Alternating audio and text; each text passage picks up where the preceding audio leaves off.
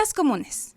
Hola, ¿qué tal? Bienvenidos y bienvenidas una vez más a este su podcast Rutas Comunes de aquí de la Secretaría de Cultura del Estado de Querétaro. Yo soy Diego Martínez y el día de hoy me acompaña Emilio Pérez, pintor. Emilio, ¿cómo estás? Buenas tardes. Hola Diego, muy bien, muchas gracias. Gracias por el espacio y por la oportunidad. No, pues gracias a ti. Pues la verdad es que yo estoy muy deseoso de conocer todo acerca de ti porque fui a ver tu exposición en el Museo de Arte de Querétaro y me quedé la verdad sorprendido. Pero cuéntanos, ¿cómo iniciaste en la pintura? ¿Cómo fueron tus inicios? ¿De dónde vienes? Todo. Bueno, pues yo soy artista visual queretano, más específicamente pintor. Me dedico de pleno a la pintura. Sobre todo lo que más trabajo es la pintura al óleo. Entonces, pues esa es la técnica donde encuentro como más versatilidad y creo que es donde más puedo hacer cosas y darme a expresar y sí, es donde más me hallo, Okay. más cómodo me hallo, pero también es una técnica que constantemente me va retando, entonces es cómoda para mí trabajarla, pero a la vez es retadora, entonces te mantienes como en ese constante pelearte un poco pues no solo con la técnica, sino también con todo el discurso y lo que hay que hacer. En cuanto a mis inicios, pues yo creo que como todo artista a lo mejor te va a decir que desde niño dibujábamos y todo esto. Pues sí, la realidad es que desde chico me gustaba mucho dibujar, pero no fue hasta que entré a la universidad que realmente tomé como un pincel y empecé a pintar y me encontré mejor en la pintura que en el dibujo. Entonces yo me considero más un pintor que un dibujante, sin embargo pues me gustan ambas y ambas son como necesarias para sustentar ambas cosas, ¿no? Ya en la universidad pues yo estudié en la UAC, la Universidad Autónoma de Querétaro, la carrera de artes visuales con línea terminal en artes plásticas. Y pues ya tiene que como 7 años que egresé, por allá de diciembre de 2019, y ya desde entonces pues dedicándome e intentando dedicarme profesionalmente a la pintura. Ok.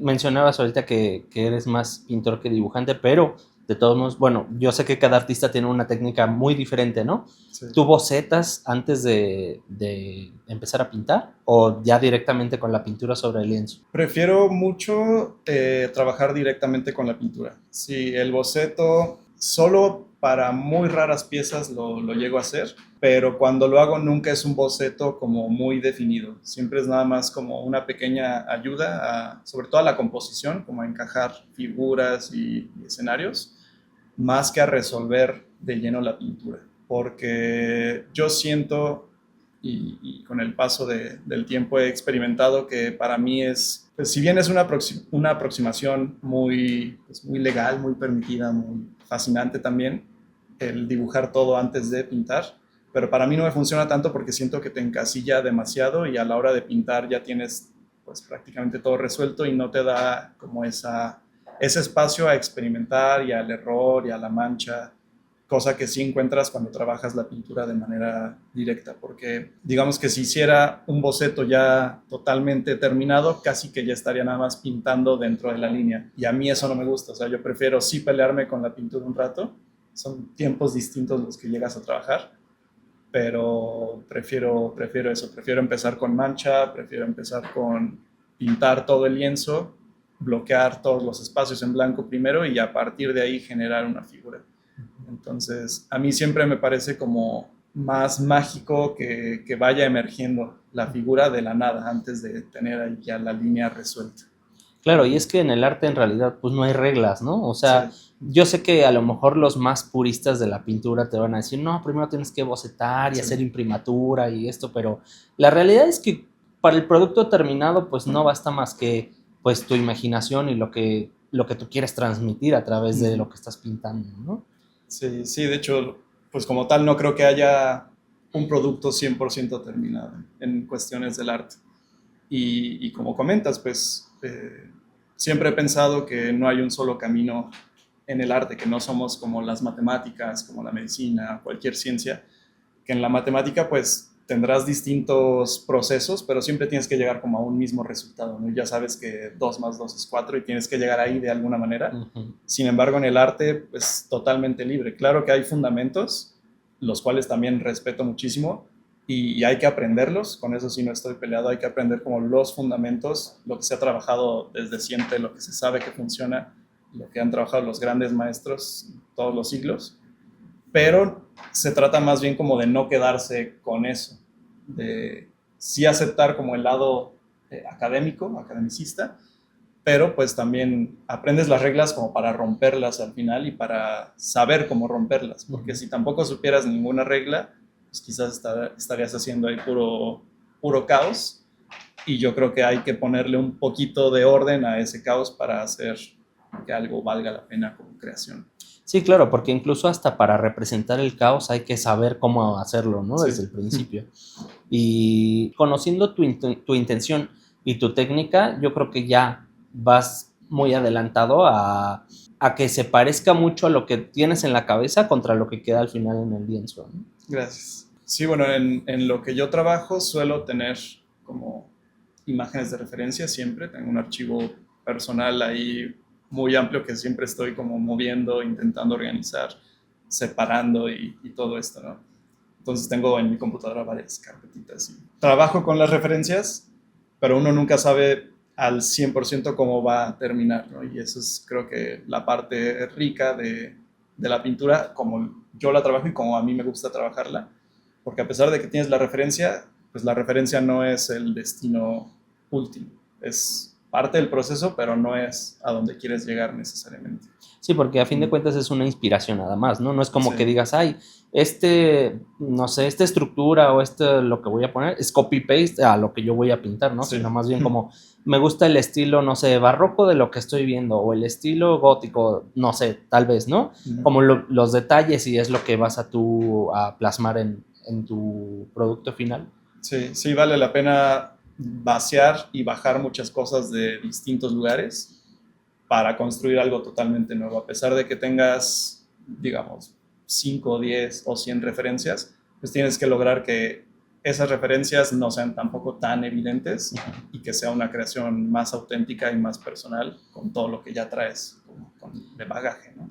Sí, no, y de todos modos, o sea, invariablemente yo creo que sí tienes que hacer estudios de diferentes cosas, ¿no? Por ejemplo, Sí. como lo que mencionaba ahorita, si tú vas a plasmar arquitectura o cualquier tipo de construcción, pues por lo menos sí tener una noción de por qué es así, el tipo de material y cómo lo vas a representar. No es como que Sí. digas, ay, pues voy a poner ahí una columna nomás porque se me ocurrió, sino como cuál es el objetivo, cuál es el estilo que le vas a dar a la columna, más allá de solo tenerla ahí, ¿no? Sí, sobre todo es mucho o sea, quizás no nos tengamos que hacer expertos en cada disciplina como para hacer arte, que es también como un estigma, ¿no? Que se tenía antes por los renacentistas que eran expertos en prácticamente todas las áreas, pero sí hay que conocer de todo. O sea, yo creo más bien es como hay que vivir para poder hacer arte, porque si no tienes experiencias, si no tienes vivencias, pues no hay de dónde rascar.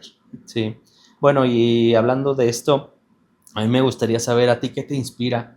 O sea, cuando tú vas a hacer un cuadro, ¿cuál es tu referencia mental o justo de experiencia que tú digas, ahora quiero plasmar esto? Yo lo tomo de muchos lados. El punto más fuerte y el que siempre está ahí es la vivencia misma, mis propias experiencias. Yo creo que toda creación es autobiográfica y mi trabajo pues no es excepción a ello. Entonces yo siempre voy como rescatando recuerdos, vivencias, memorias, fotografías y también siempre voy como buscando tomar algo nuevo en mi celular o con la cámara y pues de lo mismo que uno va viviendo, después eso se puede transformar, sean buenas o malas experiencias, pero todo se puede transformar. Y también busco recuperar pues cosas de todos los ámbitos que me gustan, ¿no? Desde la música, el cine, la literatura, la poesía. Entonces hay como un montón de cosas que vas recolectando, las unes con tu experiencia personal y ya es donde aparece un cuadro, en mi caso. Como que si tú quisieras capturar un momento específico de tu vida, pero no necesariamente de una manera literal, ¿no? De una manera fotográfica, sino más bien esta versatilidad que tiene la pintura en la que tú puedes plasmar emociones, ¿no? Más allá de solo imágenes. Y eso, ¿sientes que eso es como el estilo que caracteriza tu pintura? Yo creo que sí he encontrado ese como punto de quiebre, que me gusta mucho meter la parte emocional proyectada a esas vivencias. Y sí creo que eso ha ayudado a forjar, pues más o menos, o encaminar un estilo. De los últimos años a la fecha, lo que ha forjado como mi estilo, pues ha sido por puros azares y coincidencias de los temas que trabajo, que la vida me ha llevado como a esos temas de tanto de investigación como de ya vaciarlo en pintura. Y pues tienen el punto en común que trabajo sobre temas como el amor, la memoria, la nostalgia, el olvido, la presencia, la ausencia y como estas contradicciones que se suscitan entre todas estas experiencias. Es decir, eh, si trabajas con el tema del amor, pues te encuentras del otro lado el contraste del desamor, de la indiferencia, del olvido y todo esto. Y eso es como lo que más me apasiona generar, como esos grandes contrastes entre conceptos que usualmente podrían ser como contradictorios o complementarios, pero es justo ese juego, casi como a manera de oxímoron, que también es algo que uso mucho en los títulos incluso de las obras. Me gusta jugar mucho con la parte poética, tanto visual como lo escrito, como en la literatura, en la poesía, y recupero todo eso para, pues sí, para generar una emoción nueva en el espectador también, porque si bien yo trabajo desde memorias personales, a mí lo que más me enriquece cuando presento mi obra, cuando la expongo o la exhibo en cualquier sitio, pues es esa retroalimentación que obtienes de la gente, ¿no? De cómo se puede la gente reconocer con una obra que le es de principio totalmente ajena y de pronto la ven y me dicen algo que yo no sabía de mi propia pintura, ¿no? Entonces yo lo hago con una intención y el espectador puede o no ver esa intención, pero lo padre es cuando ven también ellos sus propias vivencias y sus propios reflejos. Y creo que eso es lo que hace el arte al final, ese reconocimiento que encontramos, pues, por ejemplo, en la música o en el cine, que si bien yo trabajo con este tema del amor y todo esto, mucha gente sí me llega a cuestionar como, ¿por qué el amor? Que a veces suena un poco meloso, pero pues creo que tiene mucho de dónde exprimir y está por todos lados, o sea, en toda la literatura, en todo el cine de todos los tiempos, ahí está, siempre se ha trabajado y es justo en ese género como donde más nos es fácil como engancharnos o reconocernos, ¿no? Nos la pasamos escuchando música nostálgica, música triste, pero a la vez escuchar ese tipo de música pues no se trata como de caer necesariamente en esa experiencia de la depresión, de la tristeza, sino que a través de escucharla o tú de expresarte es donde empiezas a transformar ese sentimiento. No necesitas estar triste o no te tiene que poner triste ni nostálgico, sino que a partir de ahí te vacías y puedes estar feliz escuchando algo triste. Sí, de hecho, alguna vez leí un artículo que hablaba sobre eso, justo que como cuando nos sentimos bajoneados o así, que ponemos música triste intencionalmente porque eso le ayuda a nuestro cerebro como que nos da ese empujoncito. No me acuerdo así como a nivel técnico cómo era, pero la idea era esta, o sea, como que justo escuchamos música triste o vemos una película triste o vamos a ver arte que nos evoque este sentimiento, porque justo el cerebro como que llega a un punto en el que dice, no, ahora de aquí para arriba, ¿no? Sí. Y entonces es como, por eso, si estamos tristes, ponemos una canción, lloramos y entonces de repente ya nos vamos otra vez para arriba emocionalmente, ¿no? Porque es algo así como funciona el cerebro y entonces ayuda muchísimo, cuando uno ve piezas como las tuyas, pues que ayudan a reforzar esas emociones. Y hablando de esto, bueno, me estaba acordando porque fui a ver tu exposición en el Museo de Arte y la verdad es que maravillosa, me encantaron tus obras, pero en esa exposición tú manejaste algún tema muy en específico o fue más bien como que, o sea, me gustaría que me contaras este proceso de cómo fue que cuando armaste la selección de piezas para esta exposición, fue como que en algún momento las viste y dijiste, caray, todas estas coinciden en esto, sí. O más bien fue como de, voy a hacer una exposición porque ya hice varias piezas en las que yo pensaba en esto, o sea, como, ¿cuál fue el proceso para ti? En el caso de esa exposición que se titula El fantasma de tu paso, realmente al principio no fue como tal pensada en una exposición completa, sino que fue algo que se fue como construyendo porque yo necesitaba pintar ese tema. Y a partir de la segunda pieza fue cuando visualicé eso ya como un trabajo en conjunto, como una serie completa, porque de hecho en la exposición todos son trabajos de año y medio más o menos.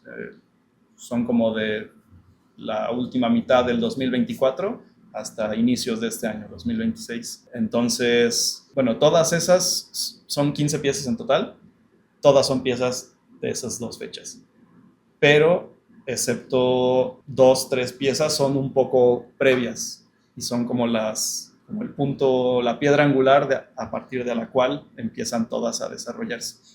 Entonces, cuando tú entras a la exhibición, del lado izquierdo, que es donde empieza el recorrido, hay 2 piezas que son del 2023 y esas de inicio forman parte de una serie anterior que se titulaba El acontecimiento amoroso, pero eran justo como las piezas que cerraban esa exposición y ahora son las que abren esta nueva. Entonces, toda esta serie es como una continuación muy lógica de lo que ya venía trabajando anteriormente, pero de inicio, pues te comento, no estaba pensada como una serie, sino que solo yo tenía que ir externando cosas hasta que me di cuenta que había material de sobra, ¿no?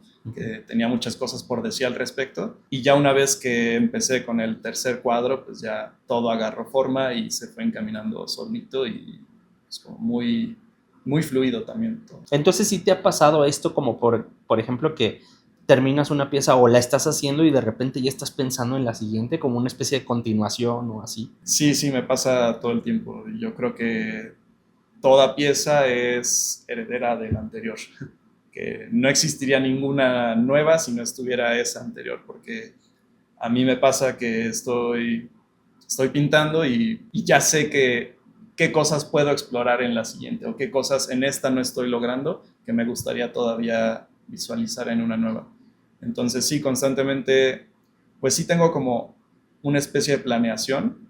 Ya cuando decido que se puede hacer una serie de un tema, sí puedo empezar a bajar varias ideas, conceptos, juntar como todas mis referencias y ya después vas construyendo ahí una por una, pero en el caso de esta serie justo es muy particular que todas las piezas parecen ser muy distintas, a pesar de que tienen puntos en común, conexiones y que entre ellas pueden como dialogar. Cada una, tanto técnicamente como conceptualmente, puede estar buscando cosas muy diferentes. Y creo que eso es también pues lo que me mantiene activo e interesado en el trabajo y en la serie, porque sí, siempre evito como repetirme a mí mismo. Me fastidiaría hacer un cuadro que sea idéntico al anterior y al anterior. Entonces siempre está como esa regeneración de búsquedas. Y para mí esa regeneración es muy similar como en nuestras emociones, como en el amor, tan solo es muy equiparable para mí, porque yo considero que el amor es una búsqueda constante y perpetua, o sea que a pesar de que tengas como amor en tu vida, siempre estás yendo hacia adelante, el amor nunca va hacia atrás, siempre es una energía pues, que te avienta, ¿no? Y pues también esa energía que te empuja es la misma que me empuja para crear y me mantiene pues generando más y más ideas, no se me agota pues. Y bueno, ¿te gusta retarte a ti mismo? ¿Te gusta encontrar retos nuevos como a nivel técnico, a nivel intelectual, emocional? Por ejemplo, has explorado mucho toda esta parte, pues, lo que dices del amor, de las emociones positivas en general y así, pero a lo mejor, no sé, has intentado como cambiar de concepto o tal vez en tu mismo estilo gráfico has intentado una técnica diferente, usar instrumentos diferentes, colores diferentes que no habías usado antes. ¿Eso te pasa regularmente o sientes que siempre vas por la misma línea en un estilo? No, sí me sucede y creo que es lo más necesario que puedes tener como artista, porque pues es lo mismo, necesitas reinventarte, necesitas no repetirte. Y en el caso de esta serie, de hecho, cambié incluso la paleta de color, que venía usando una paleta mucho más cálida. También la gente como que me reconoció por mi trabajo previo a estos últimos 2 años y como que ya querían buscar unos tonos más cálidos, más rojos, más vivos, más contrastados. Y justo en esta serie como que bajé toda esa saturación. Todavía encuentras como reminiscencias de esa paleta de color anterior, pero ya no es tan cargada, ya es más sutil, es más sobria y también, pues tampoco es casualidad, también tiene una intención, intenta como proyectar una emoción más nostálgica, más, así como más triste, una frecuencia más baja. Entonces, la obra anterior era más pasional, más viva y era como, pues, esa fuerza pasional, erótica, y ahora es más como hacia lo nostálgico y como toda esta parte más, pues sí, más interiorista. Eh, pero sí creo que es necesario estar experimentando siempre. Yo creo que para ser artista tienes que hacer eso. Creo que cuando un artista llega a un punto donde ya se acomodó, donde ya encontró una fórmula, pues deja de crear, o sea, solo está repitiendo y repitiendo y repitiendo. Y yo no quisiera caer nunca en eso, o sea, yo necesito ese, esa motivación y esa, como comentabas, ese reto para, pues también encontrar cosas que no sabes que están, porque lo que puedas crear ahorita, pues es lo que ya sabes que está, pero más adelante necesitas transformar y aparte todas las personas pues estamos en constante cambio, entonces lo que nos gusta hoy no es lo que nos gustaba antes, no es lo mismo que nos inspira el día de hoy, entonces pues tanto nos reinventamos como personas en las propias vivencias, como te tienes que reinventar, o sea, tiene que ser reflejo lo que vives con lo que haces, y si lo que vives es nuevo, pues lo que creas también tiene que ser. Sí, claro, sí, totalmente de acuerdo. ¿Tú te consideras un artista más racional o más emocional? Digo, porque me hablas mucho de las emociones y eso, pero a lo mejor no tiene nada que ver con lo que tú tienes acá, ¿no? En tu interior. A lo que voy es, ¿tú pintas de acuerdo a cómo te sientes o piensas en las emociones que vas a imprimir en tus pinturas? Creo que tiene que haber un equilibrio, quizás no tan drástico como 50-50, no te podría decir eh, en qué porcentajes, pero sí creo que es necesario tener la parte racional un poco mediando la parte emocional, porque como te decía al principio también, si no pones tantito orden en el caos, pues se va a quedar caos y nadie te va a entender y la intención de un pintor o de un artista pues es siempre transmitir un mensaje al final del día, ¿no? Entonces, para transmitir ese mensaje tú también tienes que ponerle cierto orden a lo que sea que traigas, tanto emocional como intelectualmente, Uh-huh. pues tienes que bajarlo y tienes que traducirlo a un lenguaje que los demás también te puedan entender. Entonces yo creo que necesita haber ese balance entre ambas cosas y, y pues es un balance que también se ve reflejado en las obras, no todo puede ser ni negro ni blanco, siempre es como un matiz de gris. ¿Cómo te percibes tú en un futuro, a lo mejor no tan lejano, en unos 10 años, como artista? Me refiero a tu técnica, obviamente, ¿no? O sea, Sí. a tu producción. Ahorita ya exploraste todo esto usando los colores, usando las emociones, esta combinación de cosas que te han dado estos resultados que, como tú dices, la misma gente ha notado cómo han sido como tus temporadas, ¿no? Uh-huh. De pintar en cálidos y saturados, luego te vas a los fríos y así, como que, ¿qué viene para ti a nivel de explorar artísticamente tu obra? Esa pregunta es muy complicada porque siempre es incierto y creo que es en esa incertidumbre donde pueden suceder todas las cosas, ¿no? Donde el azar aparece. Por supuesto que hay metas, hay planes, pero a dónde me lleve cada cosa en términos ya de la pintura, o sea, no tengo una meta fija a dónde quiero llegar técnicamente. Además de que la técnica no es como lo que más me interesa, sino que el mensaje que llegue, que tenga un receptor.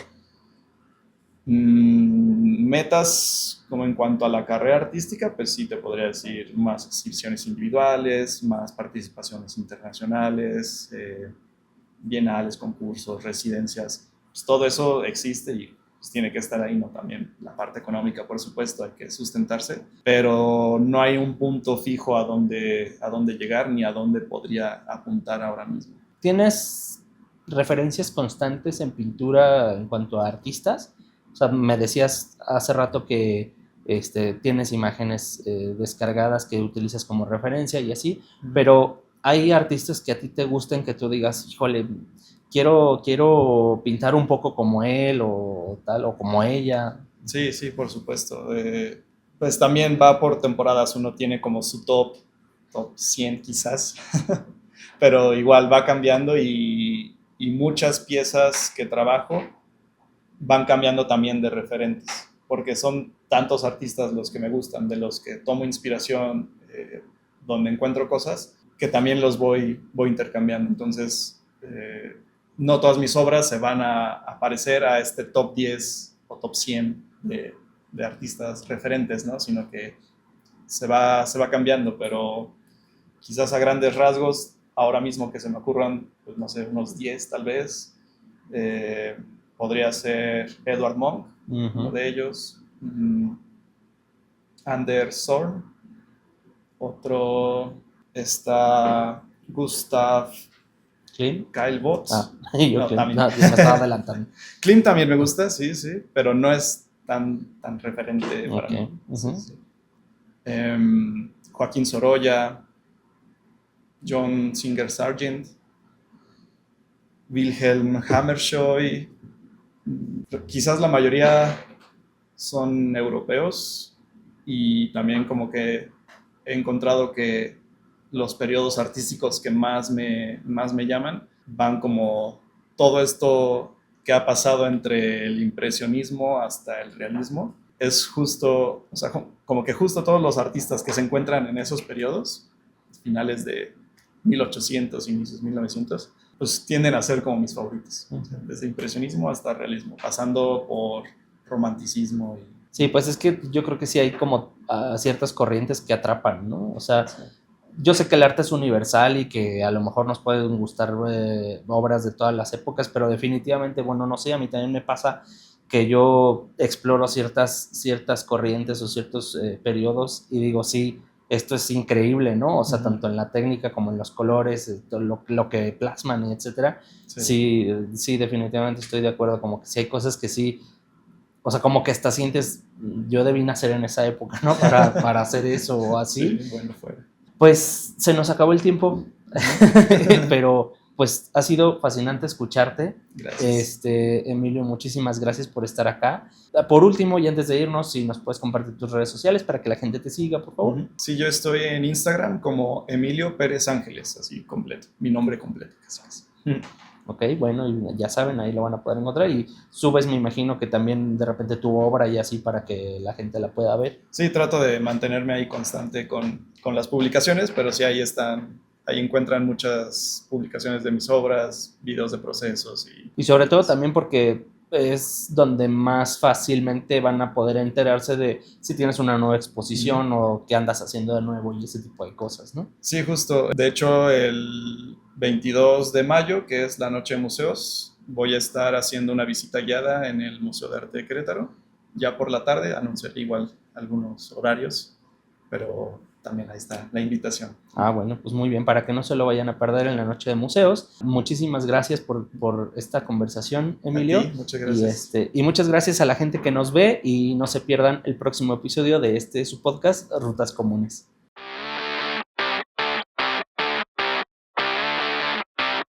Esta fue una producción del Área de Comunicación Social de la Secretaría de Cultura del Estado de Querétaro. Idea original y producción, Diego Martínez. Voces adicionales, Lupita Ortiz. Nos vemos en la próxima edición de Rutas Comunes.